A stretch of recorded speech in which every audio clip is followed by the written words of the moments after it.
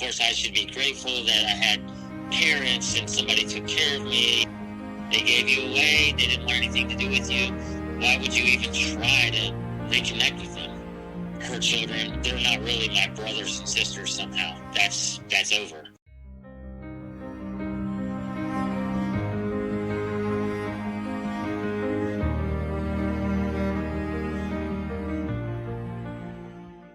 Curt really didn't spend a lot of time thinking about being adopted until the past couple of years. One of the things he did realize was that when his oldest daughter was born, she was the first person that he knew who was biologically related to him. When she encouraged him to take a DNA test to find out more about their heritage, he agreed. His ancestry matches showed several close family members, which made the results immediately much more interesting to him. Here is my interview with Curt. Were you adopted from birth, and where were you adopted from? Yes. So I was born in Norfolk, Virginia, and I was adopted from there at birth. But there is a but. I don't know exactly what happened, but something happened either to the first parents that they had selected or picked. And I had some health concerns, minor, but they weren't sure about. And so I didn't get actually physically placed until I was 9 months old. Okay. Did your adoptive parents have any requirements that they wanted for a child that they would adopt? Well, and I can talk about a lot of this stuff really good now, but honestly, none of this I ever knew until about 3 years ago. And so their requirements was they just wanted a son. They had already adopted a daughter who is 2 years older than I, and they wanted a son. And is that the only sibling that you grew up with? That is. Do you remember how you found out that you were adopted? As far as I can remember, they told us. And so my earliest memories, we were told all the time. And I guess they wanted to get ahead of that just because the similarities in our features were very stark. And so, we really had no similar features, and they were much older as parents. Right. That makes sense. So did you have a good life with your adoptive family? Was there good, close relationships and bonds? Well, that's very complicated. And so, yes and no. So as a child, until I was about 10 or 12, I would say it was mostly good. There was definitely some problems. My father was an alcoholic, and there was a little bit of domestic problems in the house. And so we had some of that, but mostly it was good. And then what I always tell people is I was a very spirited youth. Mm-hmm. And for whatever reason, which I think I recognize a little bit more now, the reasons, but for whatever reason, when I was around 10, I started getting the feeling that I was just kind of alone in the world. And even though my parents probably did their best, I didn't really feel connected. I didn't feel, I don't want to put out a pity story, but I didn't really feel loved or part of the family. And so by the time I was 12 or 13, I really disassociated with the family, started running away, ran away a bunch, ended up being emancipated at 15. My mother passed. She passed last Christmas. But she would say, I don't know where this is coming from. I loved you so much my whole life. But that's how I felt. And I had told her that, when I was a young person. But the last 10 or 15 years, we really became really close. My father and I were really close until I was about 13 or 14. And once I was gone, it really severed our relationship. We just had a very strained relationship until I was about 25.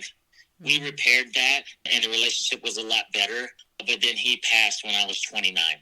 So did you feel like it wasn't adoption specifically that had really affected you most of your life? Most of my life, I thought that. In hindsight of the research I've done the last 4 years, I think adoption really had a lot to do with it. Because I would have told you 5 years ago, what do you mean coming out of the fog? Or what do you mean all of this stuff, or adoption trauma and all this? I was like, that. I would have thought that's a lot of hocus pocus. But in hindsight now, and looking back over the past 4 years and meeting all the adoptees and others, and hearing their stories of similar traits, I think that this certainly contributes to it. Yeah. So was there any specific event that made you want to start searching for your birth family? Yes and no. So I can explain that. So my sister looked for her birth family when she was 18. That went really bad. And that was back in the day when it was nothing but detective work and trying to find something. And we were both born in Virginia. Our records are sealed forever. We have no access to our records ever. But anyway, she did find her birth mother, and it went really bad. And even though my mom would always say, I'll be glad to try to help you guys if you're ever interested, it felt like that was something that they said, but it wasn't genuine. And so I remember my mom telling me back then that, well, see, they didn't want her back then. I don't know why she would have thought they wanted her now. That was kind of the underlying tone. It sounds bad. I don't think they ever meant that to try to discourage us from doing it. I think that's what they thought, that they gave you away. They didn't want anything to do with you. Why would you even try to reconnect with them? Yeah, I know maybe on some level they didn't want to see you guys get hurt.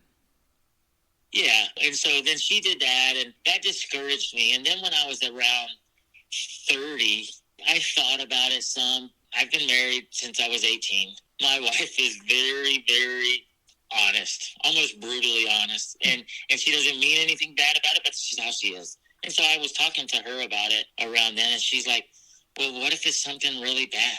What if your mother was raped? What if it was an incest situation? What if it was, just all the kind of things that, truthfully, I had never considered. And then I can say that kind of scared me into not wanting to know again for quite some time. And so I went on, and you think about it and all these things happen. But as I was in my late 40s, I had some health issues.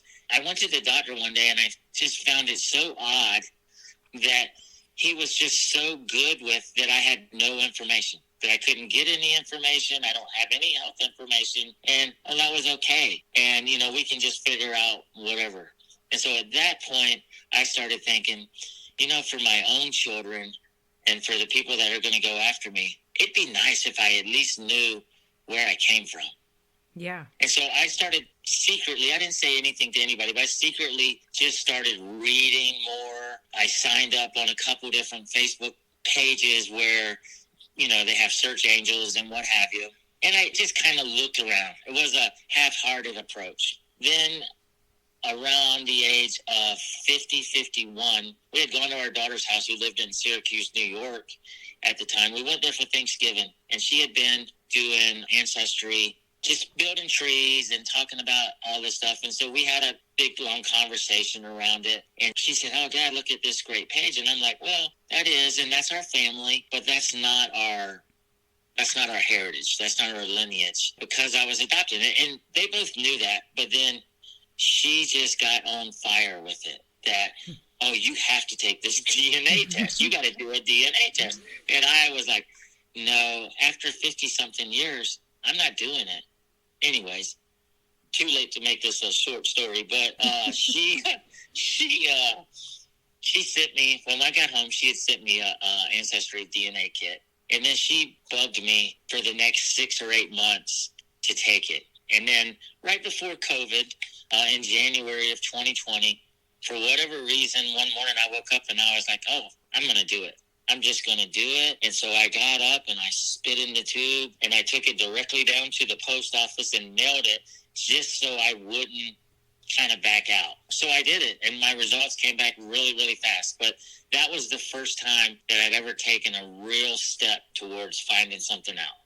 So you used DNA testing to find your birth mother. What were some of the obstacles that you ran into once you had your DNA results?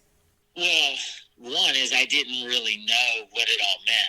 And so some of the people that had tried to encourage me along the line to take DNA from some of the search sites, one of the ladies in particular that helped me a lot, I reached out to her and asked her, hey, what does this mean? Because it wasn't clear initially. It didn't say mother, brother, father, cousin, or whatever. It gave a percentage, and then it said close family. Mm-hmm. And so then once we determined very quickly that it showed immediately my biological mother and her two children, which are my half siblings. Well, the next question was, how do you reach out to them and what do you say? Yeah, that's a common question that people wonder once they have all their matches because you don't want to scare them off, you don't want to make them feel uncomfortable, and but you have to ask the question. Right. I really received some really good advice from these people that have a lot more experience than I do with it. But, I kind of marched to my own beat, and I was like, well, I've waited this long, and I don't want to wait to do a mailed letter, a handwritten letter, and all of this. So I just used Ancestry, and I sent my biological mother a message on Ancestry, and I just said, hey, my name is Curt. I recently did my DNA, and it shows you as a match. I can be reached at, I give my phone number and email, and then said, if you would like to discuss our match or talk about this at any time, please feel free to give me a call. And nothing happened. Well, nothing happened in the speed of my mind, which is immediately.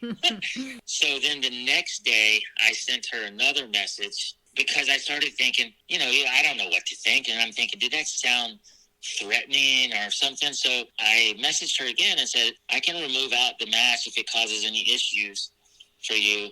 I apologize for the intrusion. I have attached my social media accounts so that you can see me and my family. And then I got a message from her within about 15 minutes. Wow. So when you were doing your DNA results and poking around on Ancestry, did you find anything else interesting, like families you belong to from way back?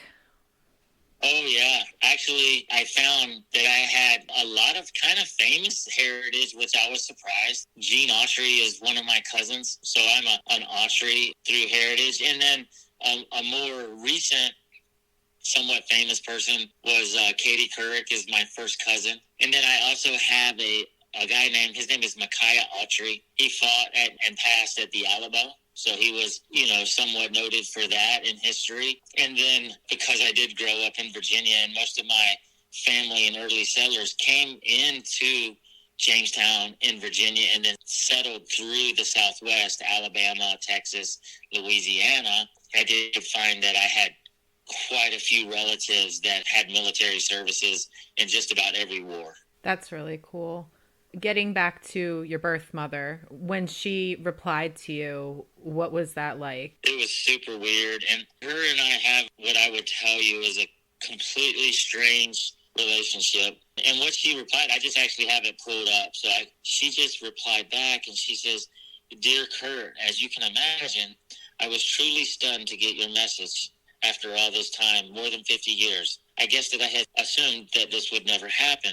Now that it has, I'm not sure how I feel. For one thing, it's a little frightening. I don't know anything about you, your situation, or your intentions. Could you tell me a little bit about yourself? Well, what do you, because I'm almost a little offended. What do you mean my intentions? But yeah. That's what most people go to, I think. What do you want? Are you wanting something? And, and so I replied back that, of course that wasn't it. And that I had just done the DNA. And honestly, I was treading in new waters. I didn't know how to handle the situation. Yeah, a lot of people, they think, what do you want? Are you looking for money? Are you, having hard times and now you need somebody else because you've been through the rest of the family? So after that message, did you get to talk to her on the phone? Well, I actually sent her another message. And then after about one or two messages, we did talk on the phone. And even though the messages went back and forth for maybe 2 days, then we did quickly end up on the phone.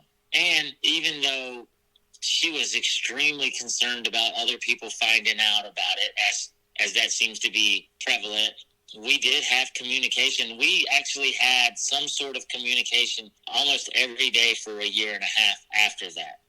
So had she had any other children? Yes, she has a daughter and a son that are younger than me. Her husband that she's married to now, he knew about it, but none of the children did. So nobody in her life, other than her husband, and of course her parents, but her parents are passed, knew about me or the situation. And I think you had said her children also came up as matches through Ancestry. They did. I told somebody recently, we were talking about it. I think if I had it all to do over and I had the information I had now, I would have almost sent that generic message out to every one of my close family. And the reason being is I thought, one, is I was trying to respect her privacy, but we went through about a year of conversations around that where we didn't necessarily agree. She did tell them. I never told her she had to or asked her to, but she did tell them. Where we disagreed was I wanted to reach out to them myself and introduce myself, and she didn't want me to ever do that. Yeah, she kind of wanted to be in control of the whole thing, right? Yeah. So have you met her or your siblings in person? Yes, I have met her. We met about a year and a half later. Primarily, it took so long just due to COVID, but we did meet once in Yorktown, Virginia. Oddly enough, very close to where I was born. She lives in Florida. She had traveled up there, and then we met and had dinner. Her husband, myself, that was all the people that were there. It was a very noisy bar. We had a nice conversation. It was less emotional than I expected it to be. There wasn't a lot of hugging. There wasn't a lot of crying. There was really none of that. I think that we did lightly hug at the end of the meeting, but, it wasn't super warm, I would say. Yeah. So how were you feeling before you met with her, and how are you feeling after? I don't think it really changed a whole lot, just because for a year and a half, we had a lot of interaction, mostly all in writing. She would prefer it all to be in writing. We've had maybe 5 phone conversations and then 1 personal meeting, but we've had a lot of communication via email. So was she able to tell you who your birth father was? She was, and so she did tell me that initially, because the person that I had helping me, when I said I was going to remove the match, she had a meltdown. She was like, "Curt, don't do that. You'll never find out who your father is." Well, and they had been cross-referencing DNA. They both figured it out just about the exact same time as she messaged me and told me who he was. And what DNA experts and the searchers had realized was they had figured out who my paternal grandparents were, and they knew they had 2 sons, but they really wasn't sure which one was my biological father. When you finally did get a hold of him, did you find that he knew about you? Yes, he knew about me. According to him, he just had no real involvement. So once that he said that he wasn't going to marry her, he really doesn't know what happened. He didn't sign adoption papers. He didn't know what happened to me. He said he wondered about it. I originally had asked him, because he had 3 children, 3 half-siblings. One girl who passed right after she was born. So he had 2 children that were living at the time, and we talked about them, and he said, let me talk to them tonight. And then the next day he called me and he said, apparently I told them about that when they were teenagers. So they knew about me. So what was it like contacting him and meeting him and his family? Were they open and welcoming to you? Absolutely. Super welcoming. It was still a little weird for all of us, but super welcoming. And he's been really kind of awesome. He has reached out and, wanted to be a part of the family that I had. And he's done that very respectfully. He didn't go start reaching out to every one of them without us having a conversation. We had quite a few conversations. He asked me if I was open to that, and I told him absolutely I was. And so I've been really, really happy with his response. Yeah, you had mentioned that he had asked you if he could contact your adoptive mother. Was that right? Yeah, he did. Initially, I'm just like, oh, yeah, sure. And then I was like, oh, crap, I better call her and find out if she's open to that. Because I was really apprehensive in the beginning to even tell her that I was doing it. And I just thought it would hurt her feelings. And so I had told her what was going on. And she was very open to it. I was very surprised at how she responded, but then she never brought it up again. But anyways, when I called her and said that he wanted to reach out to her, she said no problem. And I found out that he had called her and he sent her a card with a letter in it. And what did the letter say? I tried to respect both of their privacy. They both acknowledged the letter, but neither one of them said what the content was. And then my mom passed, I told you, in December. And so I did get the letter. And of course I did read it. It basically said, "Thank you for being a good parent. Thank you for taking care of Curt. I wasn't able to at the time, and I'm super grateful for the job you did." You know, he just said some nice things about my character and that sort of thing. And it was just a very warm and friendly thank you to her. That's really beautiful. So are you still in touch with both your birth families? Did you get to meet your half-siblings from your mother's family? No, I haven't. So just kind of stay track with my father's side. I did go and meet them. My youngest daughter, who lives near them, she went with me. My half-brother was there, and so we all met. And then the next day, we went to his daughter, my half-sister's house, and we met her as well. So I did get to meet them, and unfortunately, my half-brother passed away last January, kind of unexpectedly. He ended up with serious illness. So super glad that we did get to meet. We had made a really good connection and talked a lot. But on the maternal side, my mother really didn't want me to reach out to them. And then she kind of got upset with me for continuing to ask. And when I say continuing to ask and her saying that I was pushing it too hard, I'm very timeline sensitive. If you tell me, hey, in 6 weeks, you know, let's reach out to them, or give me a little time, in 6 weeks, you can believe on 6-week day one, I'm going to be like, hey, it's 6 weeks.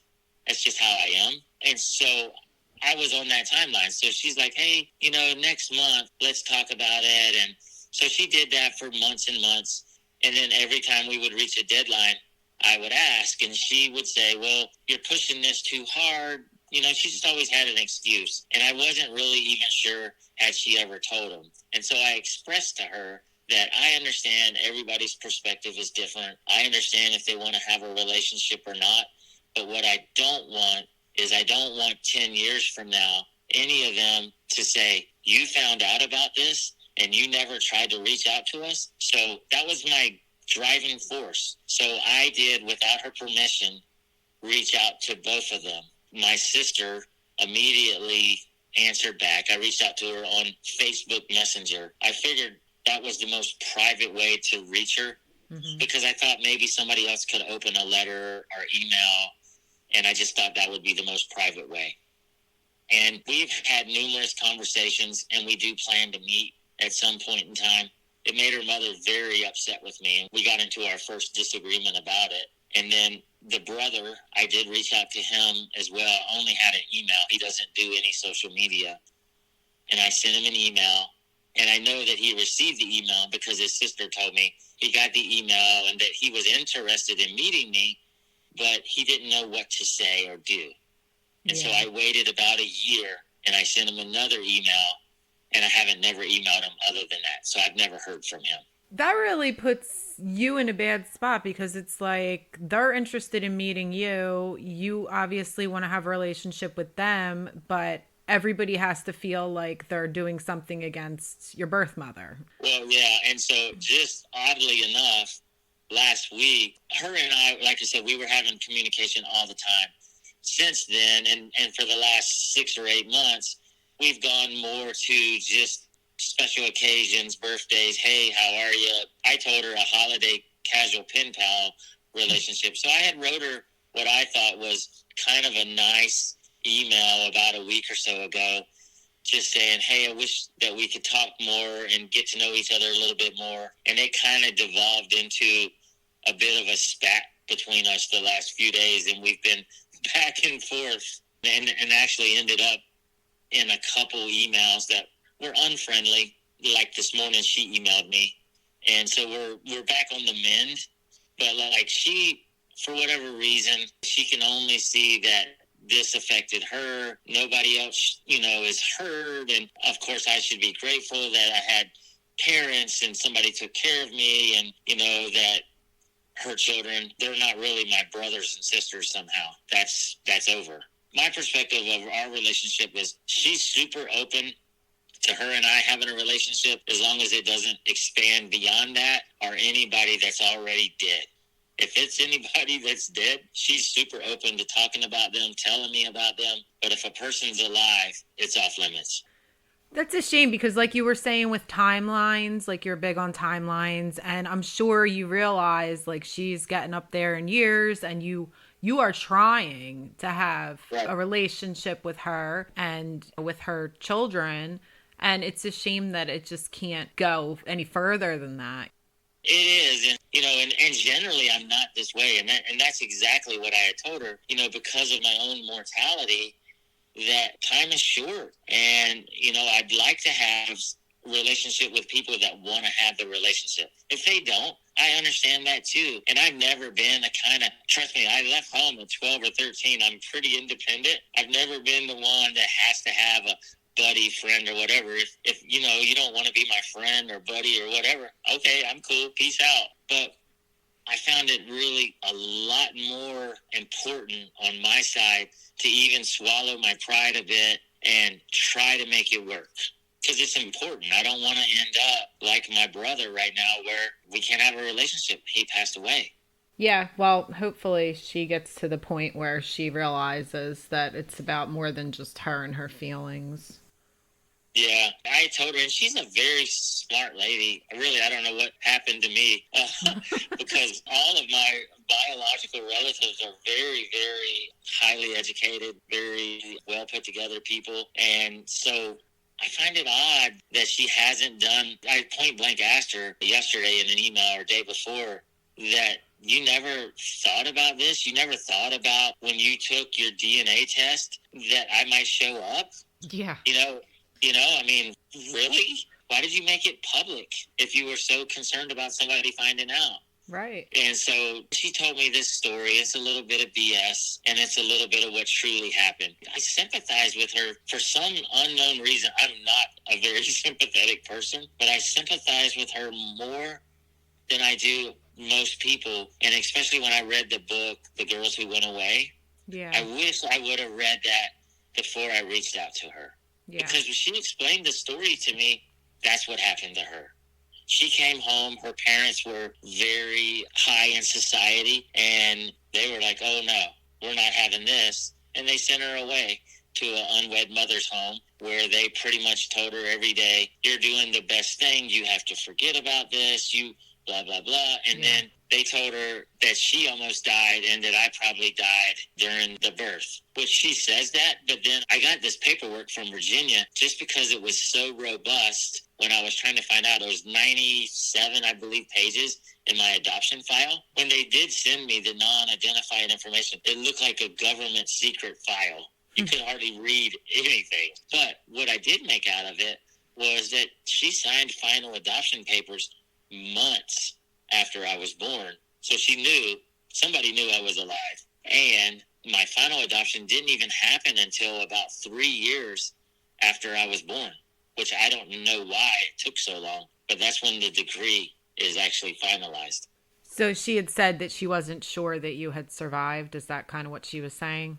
She told me that she almost died, and then they had her with so much medical equipment and had to give her a shot of adrenaline, and then she wasn't sure that I had survived. And then when she asked to see me, they told her no. And then when I asked her about the DNA test the other day, she brought up again that it was such a traumatic experience, and then so much time went by with no information that she thought that I may have died. So did she tell you why she did the DNA test? She did a few years ago, but it didn't really make any sense. And there's a couple of things that don't make any sense. She used to work for the Libraries of Congress, and she's an author, and she was very well put together. But somebody back in the 70s had asked her to do a family tree or an ancestry type thing. And she became very interested in that. So she's done that her whole life. Really oddly enough, she's tried to prove she's Native American, and so am I. Very a small amount. Our fourth great-grandfather was a Native American. And so she's tried to prove that for years, and even her own family teases her about this Native American heritage. And so I think that my sister and brother and all of them were doing it because it was very in vogue in like 2018. Yeah.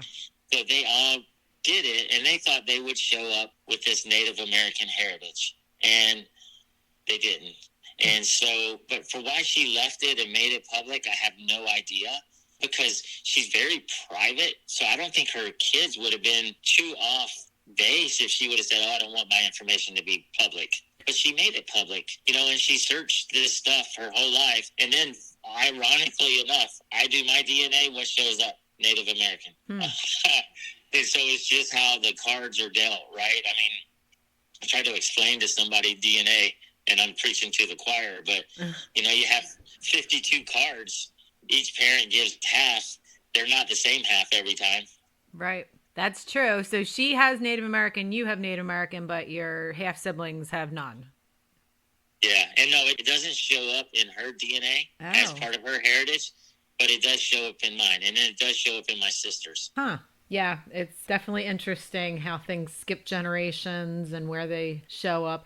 Assuming that the ancestry testing is all correct. That's what we're assuming from the very beginning. Right. So we're putting a lot of faith in them. Yeah, and so that is another thing. She wanted to get it off of Ancestry because apparently she had a lot of friends and relatives that were on Ancestry. So she did remove it so the other world can't see it on Ancestry. And then her and I shared a match on 23andMe. Oh, so she was on another website. Yeah. Yep. Wow. So, yeah. So anyway, so that's that. And I mean, and we're trying to work through it. I really have never given so much grace to have a relationship with one person in my whole life. Yeah. Well, hopefully she realizes that and she appreciates that and she can kind of put things aside. Yeah, and I get it. I get that my father, he didn't have to carry me around. He didn't have to have whatever shame association there was with that. And so for him, it's a different experience than it was for her. Yeah. But it's 2023. I guess if she would have asked me, and she didn't, but if she did, how would you have preferred for me to respond to this? I would have preferred for you to just come right out and post it on Facebook, which is unrealistic, but at least in today's world, it would have got it over with. I don't think it would have been a big deal, but, I don't know how she feels. Yeah, I mean, I would think at this point, posting something like that on social media, people would be more than happy for you. Well, and so that kind of brings me back to this lady that I met from this search websites or whatever. This lady up to me, and she had a child that has the exact same birthday as me. So she reached out to me like months after I had met my biological mother, and she says, hey, you may be my biological child. And unfortunately, I had to tell her no, that I wasn't.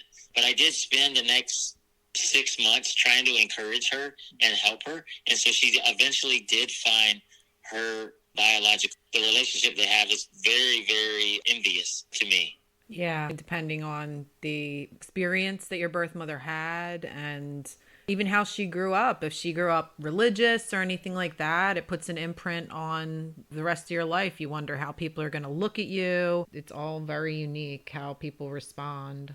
It is. I had wrote a poem, and I'm not a poem writer. If you could see me, you would laugh your head off.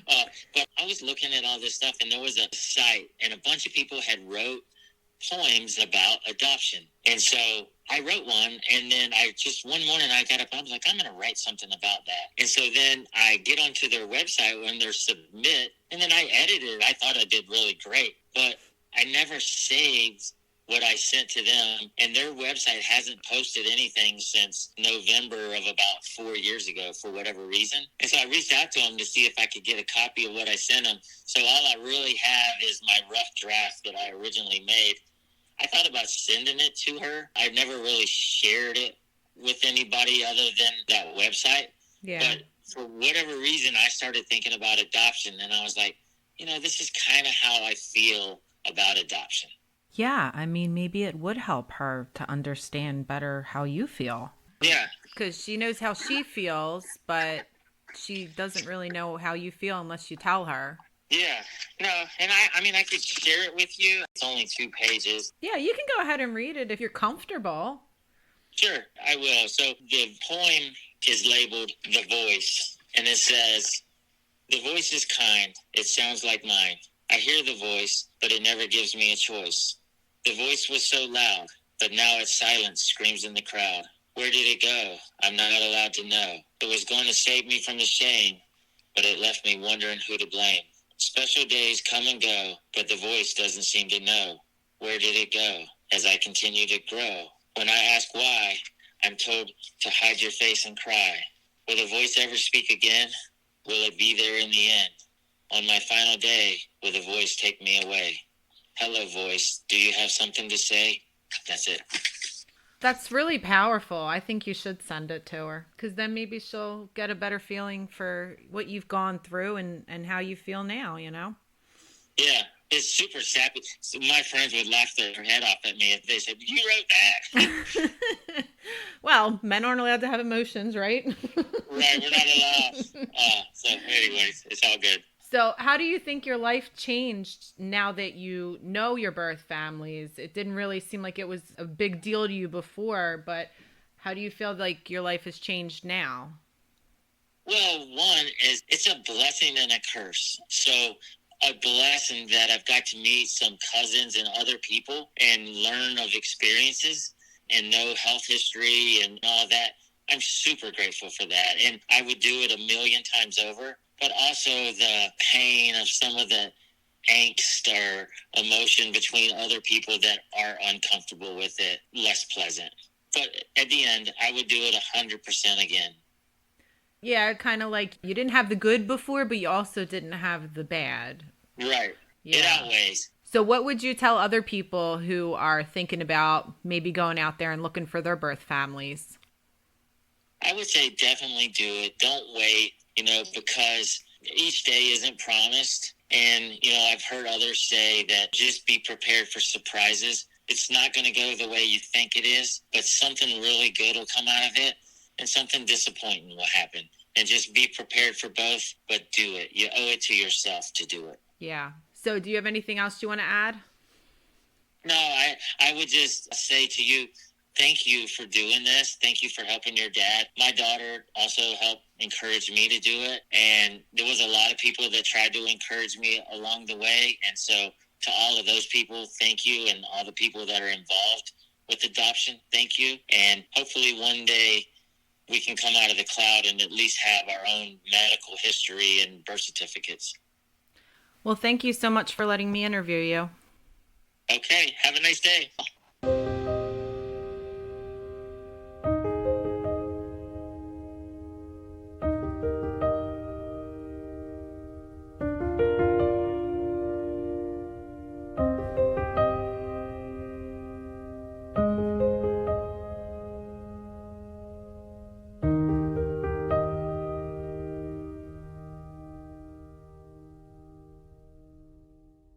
If you or someone in your family has been touched by adoption and would like to speak about it, please email me at whathappensafterpodcast@gmail.com.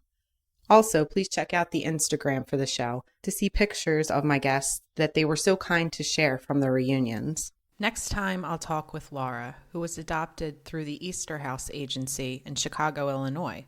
Easter House was known to market children in specific ways that may or may not be true, in order to entice prospective adoptive parents. And this is exactly what happened to Laura.